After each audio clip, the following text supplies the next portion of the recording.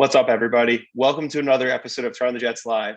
It's been very frustrating for us today because we're really trying to get this to work, but I think we finally got it.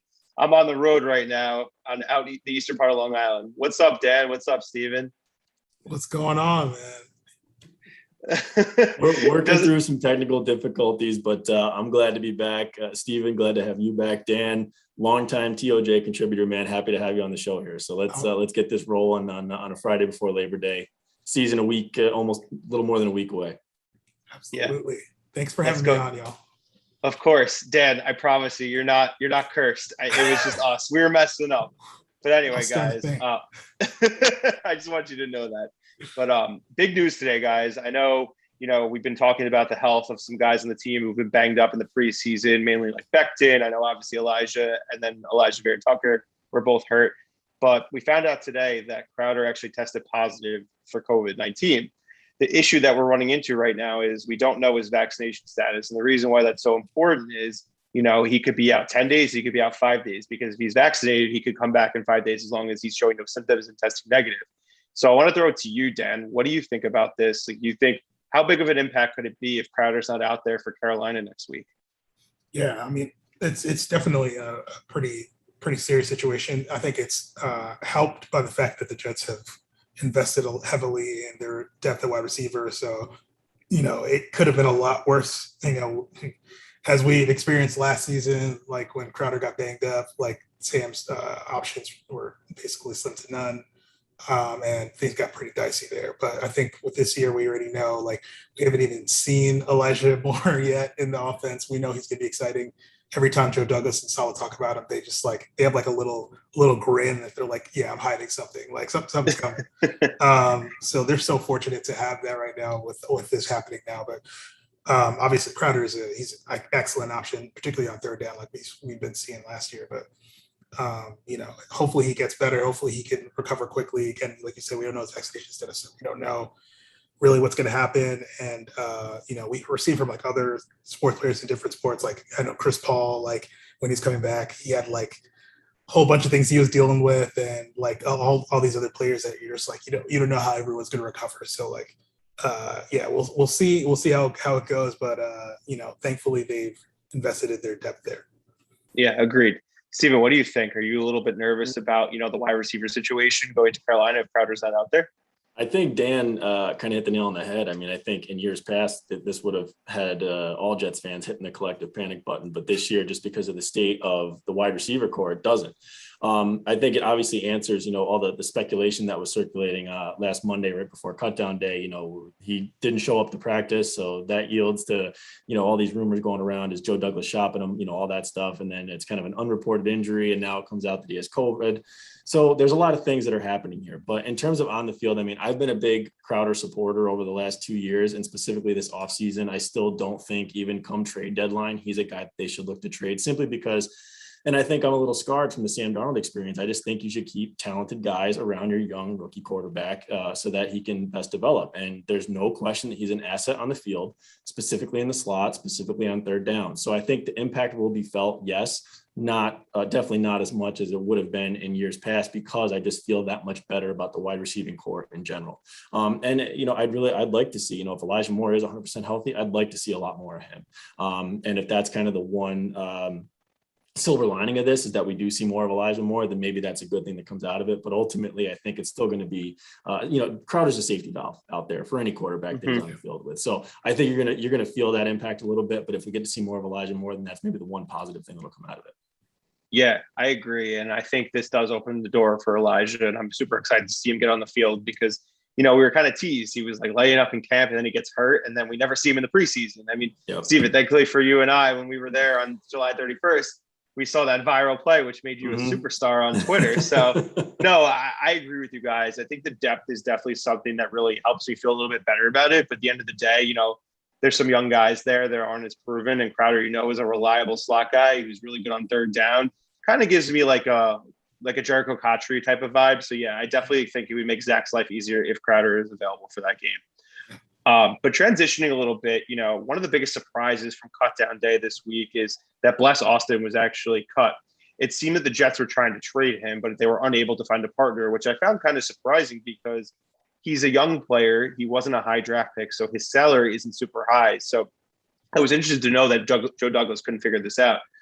Steven, I'm going to throw it to you first. Like, how surprised were you when you saw Bless was cut? And, do you think this is actually a better or a worse thing? Because I know there's mixed reviews when you talk to the fans about him. Yeah, I was surprised. And really more so because of the reasoning they gave, which was, the Saleh came out and said, listen, we're going to have a rotation of these young guys at corner. And we know that Bless, was expecting to start. So we wanted to give him the opportunity to start elsewhere. I can somewhat understand that, but in reality, the rotation of young guys at corner, Steven, you said it right there. He still is a young guy. So I just think it felt kind of like a BS excuse. I'm not saying that Bless is a world beater. I mean, we've talked on this show, a few times. I mean, there's questions about his game. There's durability concerns. It's kind of gone away since his college days, but there still are some concerns with his ability too. I mean, he had a quick hook with Greg Williams too, where he'd make a bad play in the first half. You wouldn't see him for the rest of the game. So I'm not saying that he's a next, second coming of Darrelle Revis or Deion Sanders. However, when the corner room looks the way it does, I don't think now was the time to really let Bless go. I think he improves that room. And if you're going to go with the reasoning of rotating the young guys, I think that Bless could have fit in that rotation. So it did surprise me. I don't think it's a huge impact, but I do think that they lost a little bit by letting him go. Dan, what do you think? Yeah, I think honestly, it just comes down to like the coaching staff and their feel for different players. I feel like this is one situation where, the Jets made tons of investments in the draft at corner. And, they, I think, made less of a struggle in free agency than a lot of people thought. They're kind of just like, eh. And then kind of like seeing this happen after all of that is kind of like, wow, like, okay. So it seems like Saleh's like really invested in like these rookie corners and the UDFA and Isaiah Dunn. So, I think for that, I think Saleh probably just looked at Bless and was like, it's just out of fit. As much as like we got to see a lot more of him up close and personal as just fans, I think Saleh like is the type of coach that would just have a really quick decision on this type of thing. So I think Douglas trying to trade is probably just him trying to recoup on the investment that he made. But at the end of the day, it just seems like the coaching staff was kind of just like, no, like it's not going to work and it's not going to be a good investment for either party. It seemed like was the feeling. Yeah. Go ahead, Steven. I'm sorry. Oh yeah, I was just gonna say, I agree with both of you. I mean, his play was questionable. I think he could tackle really well and was definitely physical as a player, but too many penalties. Was always getting burned by really like strong receivers that they faced in the 2 years that he was starting. So I'm not overly upset. It's just more that we need all the bodies that we can get from a cornerback perspective. Steven, I'll pass it to you.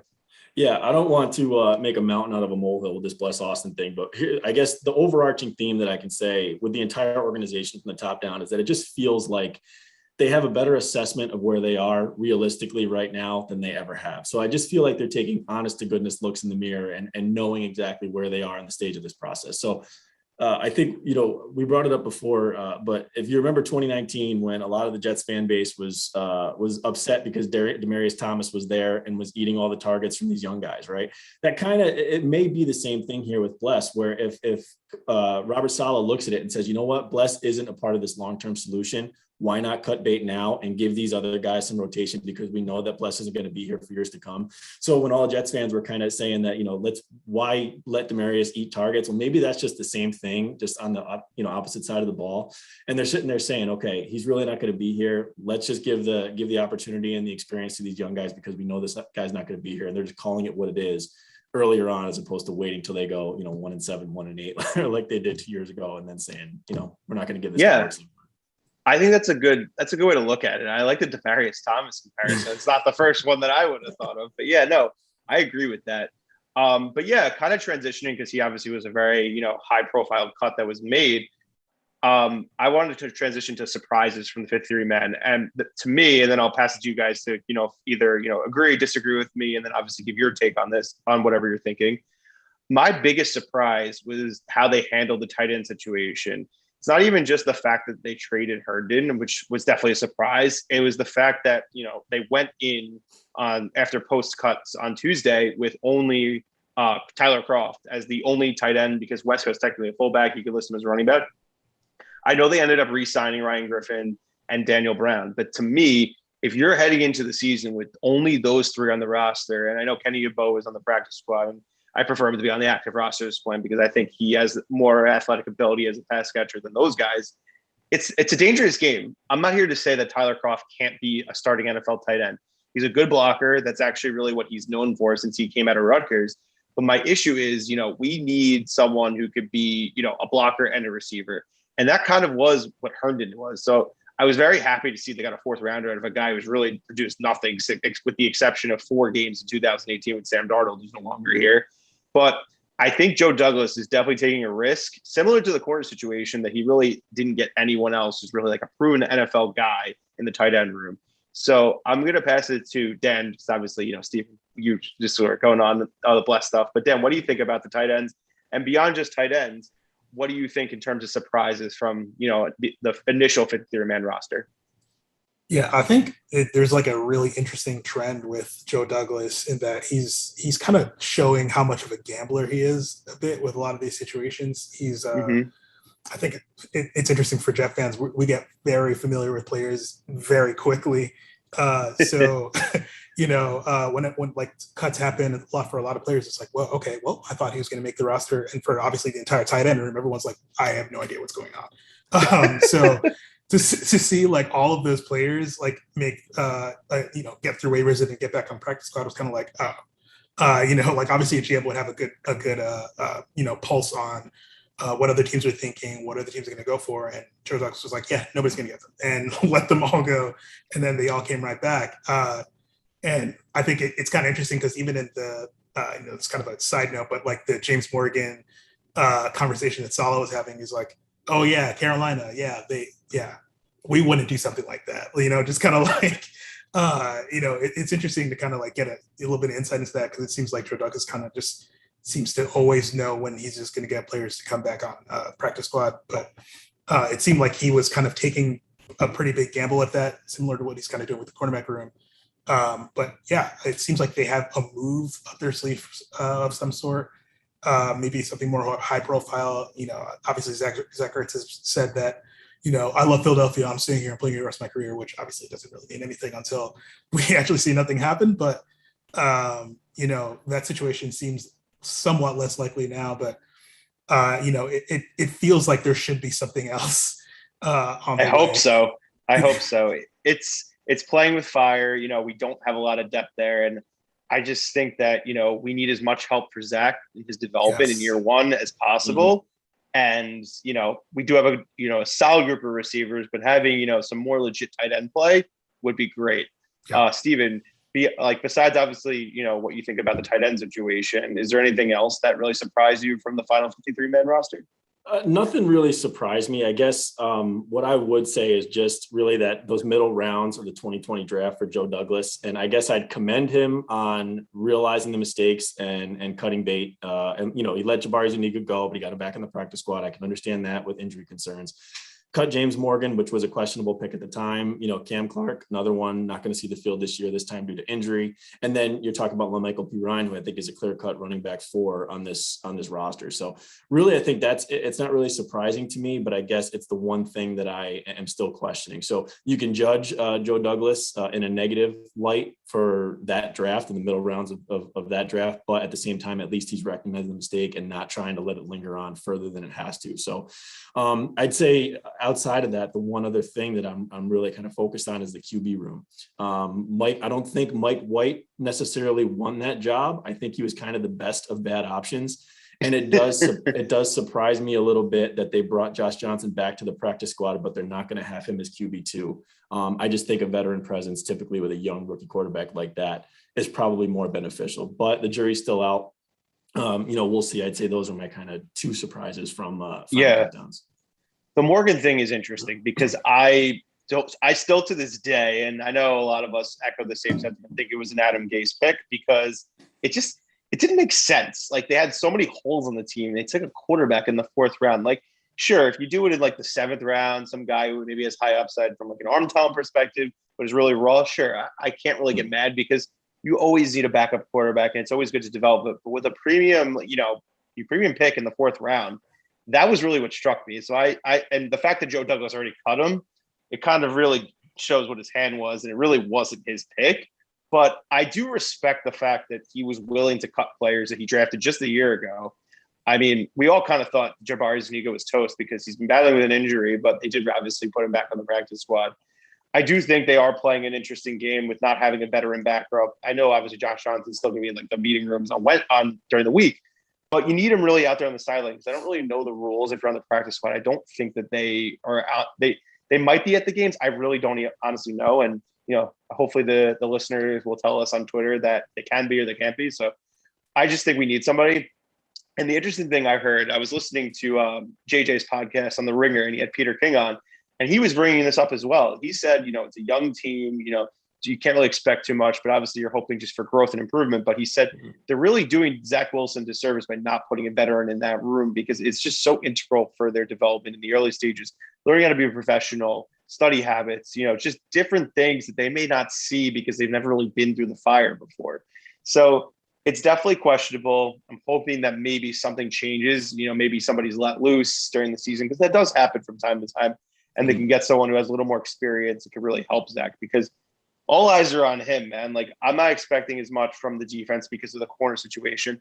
I'm hoping the defensive line, is pretty solid and strong. And we'll definitely have Dan break that down for us just in a bit, because I know that's his bread and butter. But yeah, overall, besides obviously Bless Austin and I guess a little bit James Morgan, I wasn't really too surprised by much. So we'll see. I mean, the roster is definitely going to be a lot different when we talk about it in December as we're heading into the final weeks of the season, because there's always injuries and just people who are signed and stuff like that. So we'll see. But I'm obviously excited. For game one is just over a week away, and we're all going to be excited with optimism, even though expectations shouldn't be super high. But yeah, we'll see.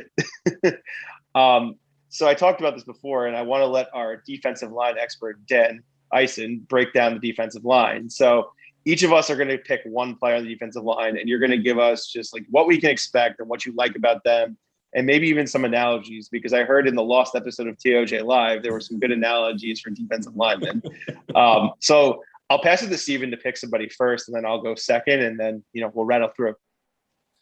Yeah, I think I'd go with, I think the obvious is Quinnen Williams, so I'm not going to go there. I was really banking on Quinnen to have a huge year, obviously because of Carl Lawson and kind of him eating that attention, and therefore that would open Quinnen up. Now I think Quinnen kind of slides into that default number one role where the attention will go his way, and then we'll see who else can get an impact because of that. So who I'd go with is John Franklin Myers. I think I like what I've seen out of him in the couple of years that he's been with the Jets, and obviously before that when he was with the Rams. I think it's clear, especially from one Jets drive, that he had the sack of Tom Brady in the Super Bowl. But I think last year he was rotating a lot and playing inside. I think now he'll get outside, which is a more natural position. And I think something that we'd like to ask Dan about a little bit later too is the impact of what Saleh's simplified scheme can do. And I think that's one thing that JFM can really benefit from. So if Bryce Huff can take a step up, Quinnen Williams takes that obvious step up, and then Sheldon Rankins as well, I think JFM is primed to have a pretty good year. I'm not going to say double-digit sacks, but maybe somewhere in that 6 to 7 range, I think would be good there. So he's one guy that I think could be a beneficiary of Carl Lawson getting hurt, which is, again, another silver lining, but one beneficiary there. Yeah. So Steven, Dan, break down JFM for us. Just give us what everything we need to know about JFM heading into 2021. All right. So like Steven said, it's honestly a big opportunity for him, particularly because of the Vinny Curry injury as well. Vinny Curry was kind of going to be a rotational piece, especially on passing downs, because he can rush from the inside, he can rush from the outside, he can kind of just do whatever. He's a veteran, professional, guys knows everything. So a lot of that is going to kind of fall on John Franklin Myers now, because he has that perfect size for Saleh's defensive line, and that he's big, but he's athletic enough to rush from the outside. So he's going to kind of fill in that role, and he's going to have to really show that he can do. He can get pressures consistently on passing downs in order for him to be as impactful as what they were probably hoping for from Vinny Curry. So, yeah, I love him. I think he's a great player. It's a lot more responsibility than I thought he was going to have coming into the season, but we'll see what happens, man. That's what it's all about. I agree. And I saw on CBSSports.com that over the summer, was somebody's pick for the most underrated player in the NFL. So listen, maybe he gets everyone on notice. Playing in a big market like New York, if you're performing, people are going to know who you are. So I'm excited to see what he brings. And he definitely popped a lot on a really bad team. I know it's sometimes you're like, is it because there's nobody else making plays, or is it because he's actually good? And I think with the talent that they have on the defensive line, it's only going to help him in that aspect, because Sheldon Rankins, as long as he's healthy, is going to be a force. So love to hear you break him down, because he's one of our new, prized possessions on the defensive line this year. Yeah, I'm hyped. So he, I mean, with the Lawson injury again, like, because I remember I was talking about it before with Rizzo, and we were just kind of like, oh man, like, it really would have been like really really special like with Lawson, but like it's crazy because you only know how special it would have been now because you're like kind of taking inventory again, and it's like, damn, like this defensive line is so good. But with Rankins, like obviously now his health becomes like top priority, because before it was kind of like, oh well, we have guys to fill in and we're gonna have great pressure from the outside, but now it's like, yeah, now Rankins has to be healthy in order for this to be as vaunted and as scary of a defensive line as they were kind of hoping to produce this year, and like kind of reach top 10 territory as a defensive line as a whole. So yeah, a lot of that is going to rely on Sheldon Rankins, but he has the ability. If he's healthy, there's very few that can move like him. There's very few that can replicate that spin move that I can't wait to see him break out. And with everything kind of simplified in Salah's defense, it's going to be beautiful to see him like unleash. So Dan, if I could jump in here too, I want to ask you two questions. Can you expand on that simplified scheme for the defensive line a little bit? I know a lot of the players have talked about it. How much of an impact can it really make, or can we expect? And then the second thing is obviously, can you just touch on Shaq Lawson a little bit and what Jets fans can realistically expect there? I think we all know that he's not going to replace Carl Lawson, but what can Shaq Lawson do, and what can be some of the things that we could expect in 2021 from him? Right. So starting with like the defensive scheme, one of like the things we keep hearing is that like, oh, like from the players, they're just gushing about it. They're like, Salah, everything's so simple. I don't have to do all the stuff I was doing before. There's no like, you're not overthinking, you're just going. And I think what always comes to mind is the analogy that we were kind of referencing before was like, it's like you're driving and it's a difference between like coming to an intersection with like 4 stop signs, all around you. And you have to kind of wait and see like, all right, somebody's coming from here, somebody's coming from there. I got to give this person the right of way. I got to, wait and make this happen before I actually make my decision. Versus like you're, on the highway and you're just going. You're just going. And if you already know where you're going, you know what your exit is. If that's not my exit, I don't care. I'm just going. You know what I mean? And that's the big difference. Is like defensive linemen are just going. They're on the highway. They're just flying. They know when they have to take their exit. They know when they have to do whatever. But when they're not, they're flying upfield. You know what I mean? And that's gonna be the beauty of it, is that they're just gonna like get as much pressure, get into the backfield, make plays. It's gonna be really enjoyable. Yeah, awesome. No, I love that. I love that analogy. I think especially people who aren't like specific with like X's and O's and schemes, I feel like just hearing that is just a great way to better understand like what this defense is going to look like and really how the players are going to operate when they're in unison. Sorry, Steve, I didn't mean to cut you off. No, that's fine. I think the other thing too is that, what Dan mentioned prior to is that it puts a little bit more pressure on the linebackers, right? But that's what makes CJ Mosley so important. That's, I think Dan even said that he was surprised that some people were kind of downplaying CJ Mosley in this solid defense, but in reality, it's like the perfect fit for him, because he's such an instinctual player, because he's so, such a heady player too. He's so smart out there on the field that it is so important. But then second part of that question, Dan, what do you think of Shaq Lawson? What can we expect there? Yeah, I think so. For Shaq Lawson, I think the great thing about Salah is that he gets the most out of defensive linemen. So, Shaq will be at the height of his potential. They will get as much out of him as possible.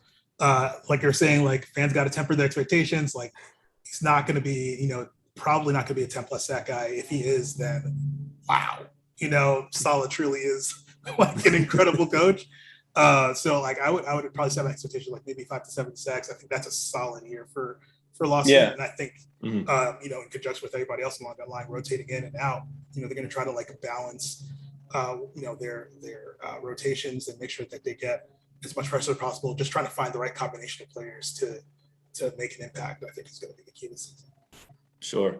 And I think there's so much focus too on the pass rush aspect of this defensive line that you almost forget about guys like Foley Fatukasi and Nathan Shepard, who Foley is the second coming to Snacks Harrison in my mind. And, Damon Harrison was such a good player for us in the middle. And we all know how the effect of him leaving left the Jets too. So to have these rotational pass rush guys still with kind of guys that can stuff the run in the middle, I think it's a huge impact. I still think this defensive line is a strength of the defense. Definitely, even with the loss of Vinny Curry and Carl Lawson. I don't think it'll be top 5 like I was probably banking on prior to the injuries, but I do still think it has a chance to be in the upper half of the league, definitely, because they are deep there. And I think they have some guys that if, kind of take that next step, it'll be a good unit. Yeah, no, I totally agree. So now, Steven, I think this is going to be fun because we could do this going forward for every episode because the season is actually starting. I do want to, cap off the episode, just talking to our guests about, what their prediction is for the game. Obviously, you and I will pick it next week because, we obviously have another show before the Panther game. But because Dan's not going to be on the show next week, I'm curious, Dan, make the case for what the prediction of the game is and tell us what you think the X factor is that's going to decide this game against the Panthers. We'll see here if he's a TOJ optimist or pragmatist, I guess the word is there. We'll see where you fall, Dan. Go ahead, man. Well, anyone who's been following me on Twitter the last few years, it's probably like, yeah, it's going to be a negative pick, but you're wrong. I've changed. This draft has changed me. Joe Douglas has changed me. Robert Saleh. I'm going to go with 31-24 Jets. It's going to be a close game. Offenses are going to, take a little while to get going. Second half, they're going to be kind of going all over the place. As, per usual, week one, typically, it's tough for teams to get started. I think that the key is going to be the defensive line, just like we talked about. Am I going to say that's going to be the key every week? Maybe. I might say that. It's possible. No, but it's particularly important this week because the Panthers' offensive line is garbage. And I think that Quentin Williams can really eat. So I think I predicted like a 2 or 3 sack game from him in week one. I think in one of my D-line pieces a while ago, but I can't remember. I got to look back. But I think that's what it was. So big game from Quentin Williams. How many picks does Sam Darnold throw? Ooh. 2. 1 pick and a fumble.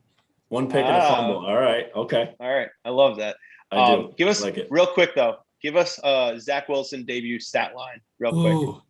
I like that. I'm going to go with 255, 2 touchdowns, 1 pick. Yeah. All right. I like it. I'm on board with that. And 31 points in an opening week win. I'll take that all day. Oh, for sure. Yeah.